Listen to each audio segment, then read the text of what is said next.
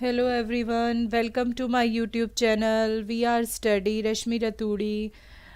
Today basically we discuss some important topic of DBMS and previous year questions of KVS, NTA, NET, HTET, NVS, DSSB, Computer Science. Okay तो पहले discuss करने से पहले topic discuss करने से पहले मैं आपको नेक्स्ट स्लाइड में बताती हूँ कि कौन कौन से कंटेंट हम कवर करने वाले हैं. ओके तो जो कंटेंट हम कवर करने वाले हैं इस पूरे लेसन के अंदर, फर्स्ट ऑफ ऑल हम पढ़ेंगे व्हाट इज़ डीबीएमएस. सेकंड हम पढ़ेंगे कि डेटाबेस सिस्टम क्या होता है आपका. ठीक है. थर्ड जो हम डेफिनेशन करने वाले हैं दैट इज़ डेटा डिक्शनरी. ठीक है. इनके ऊपर बहुत सारे क्वेश्चंस आते हैं आपके. कई कॉम्पिटिटिव एग्जाम्स के में इससे रिलेटेड क्वेश्चन पूछे गए हैं, डेटा डिक्शनरी से रिलेटेड पूछे गए हैं. बेसिक ऑफ डीबीएमएस क्या होता है आपका, फील्ड रिकॉर्ड्स, टपल्स क्या होते हैं, इसके ऊपर क्वेश्चन पूछे गए हैं. तो वो सारे क्वेश्चंस भी हम डिस्कस करेंगे previous year question with answer के थ्रू जो मैंने आपको आगे प्रोवाइड किए. ठीक है. तो फर्स्ट ऑफ ऑल हम पढ़ेंगे व्हाट इज़ डीबीएमएस. तो नेक्स्ट स्लाइड में मैं आपको एक्सप्लेन करूंगी what is DBMS and definition of DBMS. Okay. DBMS in our previous video मैं आपको ऑलरेडी एक्सप्लेन कर चुकी हूँ कि बेसिक कॉन्सेप्ट क्या है आपका. कंप्यूटर के अंदर इंफॉर्मेशन कैसे स्टोर होती है. हमने पढ़ा था कि सबसे पहले हमारे पास बिट होती है, फिर बिट से मिलकर हमारे पास बनता है बाइट. बाइट से मिलकर देन हमने बताया था बाइट जो होता है वो इक्वल टू 1 करेक्टर होता है. ठीक है. या आप प्रीवियस वीडियो में देख सकते हैं. बाइट के बाद नेक्स्ट हमारे पास जब हमारे करेक्टर्स मिलते हैं तो हमारा क्या बनता है, फील्ड. ठीक है. और फील्ड से मिलकर नेक्स्ट जो हमारा बनता है दैट इज रिकॉर्ड.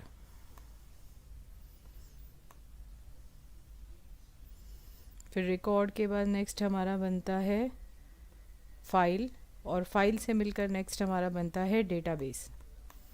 ओके. तो ये हम ऑलरेडी प्रीवियस वीडियो में पढ़ चुके हैं. File and last one is file से मिलकर बनेगा हमारा डेटा बेस. ओके. तो अब हम बात करें, जब हमारे पास डेटाबेस बन गया, ऑलरेडी हमारे पास सारा डेटा आ गया, तो हमें उसे मैनेज करना पड़ेगा. यानी कंप्यूटर में हमने जब उसे स्टोर कर दिया then we have to manage it. और मैनेज करने के लिए हमें किसकी ज़रूरत पड़ेगी, हमें ज़रूरत पड़ेगी सॉफ्टवेयर की. ओके. तो वो सॉफ्टवेयर जो हमारे इस डेटाबेस को मैनेज करने में हमारी हेल्प कर रहा है. यानी हमें अगर इस डेटाबेस में कोई डेटा डालना है, रिट्रीव, या फिर कोई डेटा इंसर्ट करना है, या वहाँ से कोई डेटा रिट्रीव करना है, रिट्रीव मतलब डेटा को निकालना है, या कोई डेटा अपडेट करना है, अपडेट मतलब एडिटिंग करनी है, तो उस केस में जो सॉफ्टवेयर हम यूज़ करते हैं that software is called a database management system. तो it is a software which is use to manage the database and act as a interface between user and the database. Means जो हमारी files है उससे मिलकर क्या बना हमारा database, और इस डेटाबेस को मैनेज करने के लिए हम किसका यूज़ करते हैं, डेटाबेस मैनेजमेंट सिस्टम. और ये किसके साथ काम करता है, फॉर एग्जांपल ये एक यूज़र है. ठीक है. इस यूज़र को इस डेटाबेस के साथ इंटरेक्ट करना है, मीन्स इसको अपना रिकॉर्ड देखना है. फॉर एग्जांपल बैंकिंग सिस्टम है, बैंकिंग में हमारा सारा डेटाबेस बना हुआ है. हर जो भी कस्टमर है उनका, अब कोई कस्टमर आता है और दे वांट कि वो यहाँ से डेटा रिट्रीव करे, मतलब उसको यहाँ से डेटा देखना है, तो वो क्या करेगा, जो हमारे पास सॉफ्टवेयर है उसके थ्रू वो इंटरेक्ट करेगा. तो यानी वो अपनी क्वेरी जो है वो इस सॉफ्टवेयर को देगा, और ये सॉफ्टवेयर उसे कहाँ पर लेके जाएगा, आपका डेटाबेस के पास, और डेटाबेस की फाइल्स में से सर्च करके जो भी रिलेवेंट रिकॉर्ड होगा वो आपको वापस प्रोवाइड कर देगा. ओके.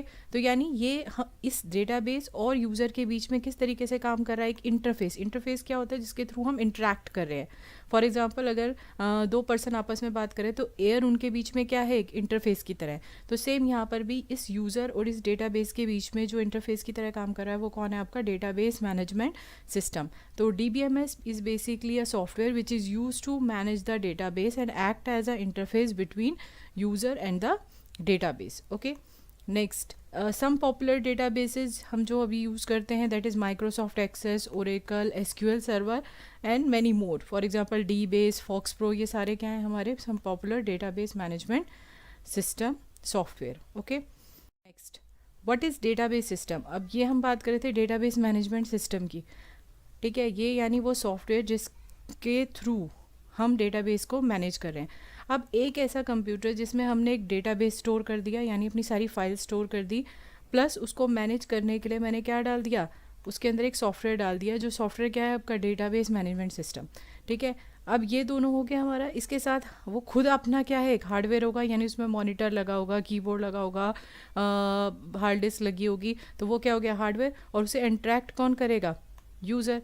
तो ये सब जब मिल जाता है तो देन वो क्या बनाता है आपका, that is called a database system. तो डेटाबेस सिस्टम एक पूरा का पूरा कंप्यूटर सिस्टम है, कंप्यूटर रिकॉर्ड कीपिंग सिस्टम, यानी आपका कंप्यूटर सिस्टम जिसके अंदर, जिसका मेन पर्पस क्या था कि उसके अंदर हम डेटाबेस को मैनेज कर रहे हैं, और उसको मैनेज करने के लिए डेटाबेस को मेंटेन कर रहे हैं, और उस रिकॉर्ड को स्टोर करने के लिए, उसे एक्सेस करने के लिए हम उसके अंदर किसका यूज़ कर रहे हैं, डेटाबेस मैनेजमेंट सिस्टम का यूज़ कर रहे हैं, और हार्डवेयर का यूज़ कर रहे हैं, प्लस उसको एक्सेस कौन कर रहा है, यूज़र कर रहा है। तो ये जब सारी चीज़ें मिलती है तो तब हमारा क्या बनाता है, that create a database system. तो database system is basically computer system जो जिसका मेन पर्पस क्या होता है, रिकॉर्ड को मेंटेन करना, ठीक है, ताकि उसको हम यूज़ कर सके फॉर डिसीजन मेकिंग। ओके, तो ये हमारा है डेटाबेस सिस्टम। नेक्स्ट जो हमारी टर्म यूज़ होती है that is data dictionary.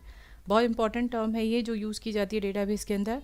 Data dictionary जो होती है वो हमेशा keeps track of Meta data. Meta data क्या होता है, that is data about data.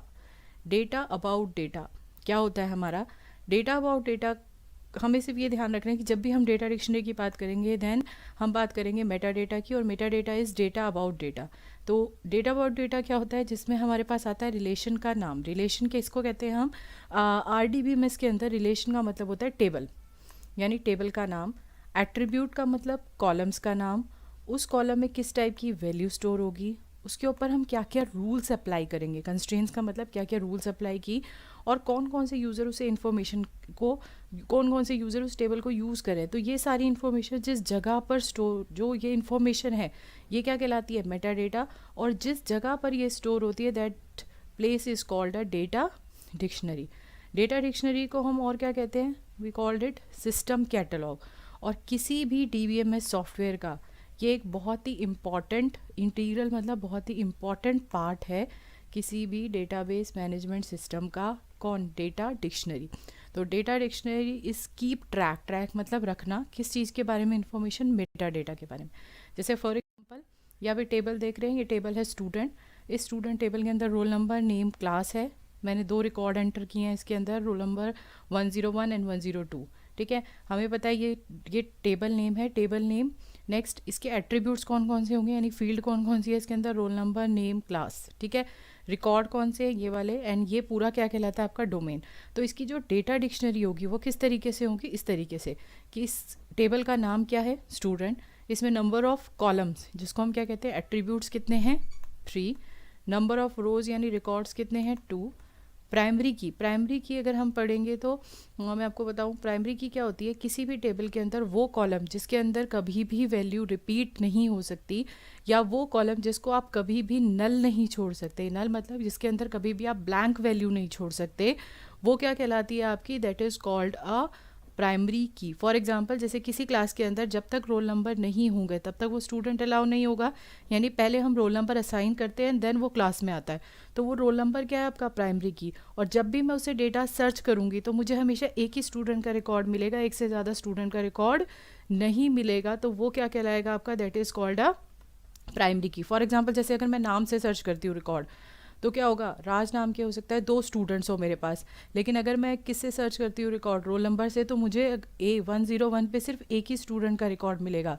Similarly university के अंदर जो रजिस्ट्रेशन नंबर होता है वो भी हर किसी का क्या होता है, डिफरेंट होता है, अलग होता है, क्योंकि उसके थ्रू जब भी हम सर्च करेंगे रिकॉर्ड को टेबल के अंदर तो हमें सिर्फ एक ही रिकॉर्ड मिलेगा, एक से ज़्यादा रिकॉर्ड नहीं मिलेगा। ठीक है, तो ये हमारा प्राइमरी की, मैंने इसमें किस टेबल, किस कॉलम को बनाया है, दैट इज़ रोल नंबर। और डेटा टाइप, अब डेटा टाइप क्या है कि जो रोल नंबर वाला है उसके अंदर किस टाइप की वैल्यू जाएगी, नंबर्स। जो नेम होंगे उसमें किस टाइप की वैल्यू जाएगी, करेक्टर। एंड क्लास में किस टाइप की वैल्यू जाएगी, दैट इज़ अल्फा न्यूमेरिक। तो ये हमारी कहलाती है, that is called a data dictionary. ये डेटा डिक्शनरी कौन से टेबल की है, स्टूडेंट टेबल की। ओके, नेक्स्ट अब टाइप्स ऑफ डेटा डिक्शनरी, हमारे पास 2 टाइप की डेटा डिक्शनरी होती है, active data dictionary and second one is passive data dictionary.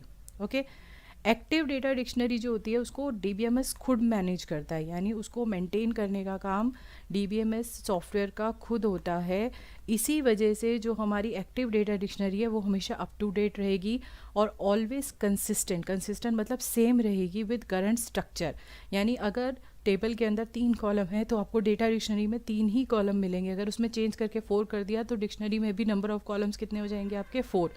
तो ये क्यों हो रहा है? क्योंकि इसको सॉफ्टवेयर खुद मैनेज कर रहा है। तो जैसे ही वो अगर टेबल में चेंज करता है उसी समय वो सारे चेंजेस किसके अंदर हो जाएंगे आपके ये सारे चेंजेस जो है वो हमारी डेटा डिक्शनरी के अंदर हो जाएंगे। ठीक है, तो इसीलिए कहते हैं कि जो हमारी अप टू डेट होती है वो कौन सी वाली डेटा डिक्शनरी होती है? That is active data dictionary. अगर हम बात करें पैसिव डेटा डिक्शनरी, तो पैसिव डेटा डिक्शनरी कौन सी होती है? This type of dictionary are use for documentation purpose. ये सिर्फ डॉक्यूमेंटेशन पर्पस के लिए यूज़ की जाती है और इसको मैनेज कौन करता है? It is managed by user. That means अगर हम मैनेज कर रहे हैं तो हो सकता है कि कई बार अगर हमने टेबल में चेंज किया बट हम डेटा डिक्शनरी में चेंज करना भूल गए बिकॉज हम मैनुअली चेंज कर रहे हैं, तो हम ये कह सकते हैं it is not up to date with the structure of the database. ठीक है, तो यानी हमारी जो ये वाली passive data dictionary it is managed by user, जबकि जो एक्टिव डेटा डिक्शनरी होती है that is managed by DBMS itself. That's why active data dictionary जो होती है वो हमारी हमेशा क्या रहेगी? अप टू डेट, जबकि पैसिव डेटा डिक्शनरी हमारी क्या रहेगी? हमेशा कंसिस्टेंट नहीं होगी with the current structure. Okay, now अब हम कुछ प्रीवियस ईयर के क्वेश्चंस करते हैं। ठीक है, first question, the information store in the catalogue of database is called. ये हमारा DSSB का क्वेश्चन है, कंप्यूटर साइंस का 2012 का, कि हमारी जो सिस्टम कैटलॉग है, सिस्टम कैटलॉग को हम और क्या कहते हैं? मैंने बताया था आपको, दैट इज़ डेटा डिक्शनरी। ठीक है, तो डेटा डिक्शनरी में किस टाइप की इंफॉर्मेशन स्टोर होती है? Raw data, Meta data, distributed data या इनकैप्सुलेटेड डेटा? तो the correct answer is meta data. और मैं ऑलरेडी आपको एक्सप्लेन कर चुकी हूँ कि Meta data means data about data, और इसको मैंने अभी डायग्राम के थ्रू एक्सप्लेन किया था कि टेबल का name, number of columns, number of रोज, ये सारी इन्फॉर्मेशन हम इसके अंदर स्टोर करते हैं। तो यानी सिस्टम कैटलॉग या डेटा डिक्शनरी में जो इन्फॉर्मेशन स्टोर होती है that is meta data. So the correct answer is B. Okay, now the next question is the distinguishable part of a record. अभी मैंने आपको बताया था कि ये हमारा एक टेबल है। ठीक है, नेम, नेक्स्ट रोल नंबर और क्लास। ठीक है, ये हमारे पास 3 कॉलम्स थे और इसके अंदर मैंने रिकॉर्ड भी एंटर किया था आपका, that is name A for example, roll number हो गया 101, क्लास हो गई BBA। ठीक है, तो ये जो रिकॉर्ड है इसमें जो ये अलग अलग पार्ट है इसको हम क्या कहते हैं? ठीक है, तो दैट पार्ट इज़ कॉल्ड, मैंने बताया था, या तो इसको एट्रीब्यूट कहते हैं या फिर इसको एक नाम और बोलते हैं हम, दैट इज़ फील्ड। क्या कहलाता है हमारा? फील्ड। ओके, तो करेक्ट आंसर क्या होगा हमारा? Correct answer is answer C। या तो हम नेम, रोल नंबर, क्लास को क्या बोलेंगे? एट्रीब्यूट, या फिर हम इसे क्या बोलेंगे? फील्ड। तो द डिस्टिंग्विश पार्ट ये पूरा मिलकर क्या बनाता है? That create a record. ये क्या बनाता है हमारा? रिकॉर्ड। ओके, तो इस रिकॉर्ड का जो अलग अलग पार्ट्स हैं that is called a field. ठीक है, या फिर एट्रीब्यूट।